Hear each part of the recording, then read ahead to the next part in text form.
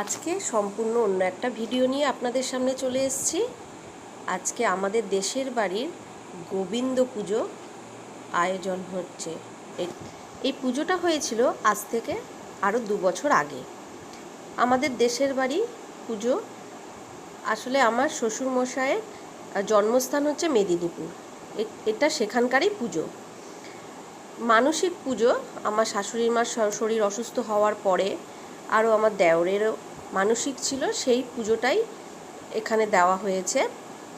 এই দিন প্রথমে আমাদের ওখানে যাই অনুষ্ঠান হয় না কেন, আগে গোবিন্দকে এনে আগে তাকে সেবা করতে হবে। সেই জন্য আগে গোবিন্দ পুজো হয়েছে আগের দিনকে। পরের দিন যে পুজোটা হবে সেটা আপনাদেরকে পরের ভিডিওতে দেখাবো। এটা আমাদের দেশের বাড়িতে আমাদের বড় পিসিমা সবাই এসেছিলেন, সব আত্মীয় স্বজনরাই আমাদের এসেছিলেন পুজো দেখতে। আমাদের এই ধুমধাম করে বেশ পুজোটা হয়, 2-3 দিন ধরে এই পুজোটা চলে। আজকে গোবিন্দ পুজো হচ্ছে। ইনি হচ্ছেন আমার শাশুড়ি মা, আর এখানে সব আমার দেওরের বউরা আছে, এই যে সবাই রয়েছে।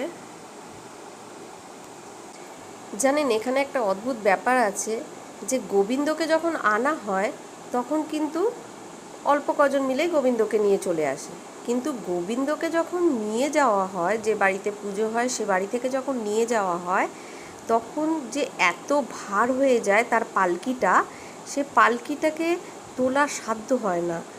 অতজন মিলে সেই পালকিটাকে তুলতে লাগে। এই যে ইনি হচ্ছেন আমার শ্বশুরমশাই। সবাই মিলে আমরা পুজোয় বসেছি। আমার দেওরও রয়েছে, খুড়তো দেওর, সবাই আমরা বসেছি পুজোয়। ওই যে পিছনে দেখতে পাচ্ছেন সবুজ শাড়ি পরা, ওটাই আমি।